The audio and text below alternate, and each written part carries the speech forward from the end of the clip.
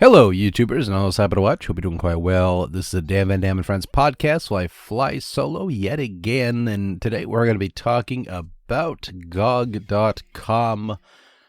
Now, the thing with GOG.com is it's such a great website in terms of finding retro games. Well, usually. Like, you get good deals with some of the more modern games as well.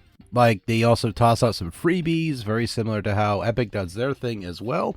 Though GOG's been doing it for quite some time, and they've been sharing with us, even now more recently, Ghost of a Tale, which is currently free on their front page. If you scroll down little bits of banner that you barely can't miss, and if you can miss it, I don't know what to fucking tell you. You're blind. So, basically, the entirety of these said games here. It's like they've been offering quite a bit of classic titles, offering up certain ones like Baldur's Gate, just a handful of games we've already had before, Return to Mysterious Island, Styx, which is kind of getting up there in classicarity, and of course Divine Divinity. However, there is a little bit of a thing on my brain. I'm kind of looking at all these selections here, and there's barely any more retro games being shown. And I know there's still quite a bit of games out there that, of course, can be, simply put on this marketplace and sold for a fair amount of money, as well as providing a service for those who want to just play them on their PCs without too much of a hassle. Now, I'm just kind of scrolling through it lightly, and even then, it's like I see so many games on here, which are a mixture of indie, slightly older AAA titles, which again, the slightly older AAA titles ain't my beef necessarily. They're kind of like the rim of the problem. But I feel like they were currently announcing, well, good old games are going back to good old they're announcing this, right? They're telling us, hey, this good old games are coming back to that moniker, right? And I can respect that wholeheartedly. I really can. Like, without a question. However, I'm sitting here and I'm just looking over at the lists, and it's like it's been nothing so far but, a lot of these Ichi anime patches for, a lot of these visual novels. And I mean, there's nothing wrong with visual novels for those who enjoy them. For myself, I'm kind of looking forward to more of those retro titles. If somebody's going to point out easily, well, Mist Through the Ages, well, that's been on the website so many times already, my head's spinning. And this is stuff they're kind of recycling into a bundle now just to kind of give folks a new incentive to kind of get the titles within a fair price.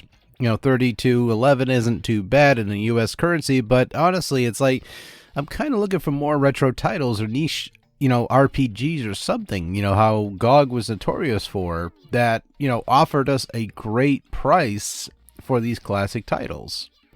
That's my whole thing here. Like, I'm not trying to crap on GOG whatsoever, but I'm kind of hoping for more of those older, good old games, Some more PC titles that we remember, but we can't quite get running right on our PC, and there's some developer out there or some rights holder that can kind of look over and be like, hey, let's fix these up a little bit. Let's ask permissions from these community patch modders that if we can add this to our re-release of the game and give them full credit for it, would they allow us to do it? And they'd be like, yeah, sure, go ahead, yay. And everyone would be dancing happy, and then, of course, the game could be sold at a fair price.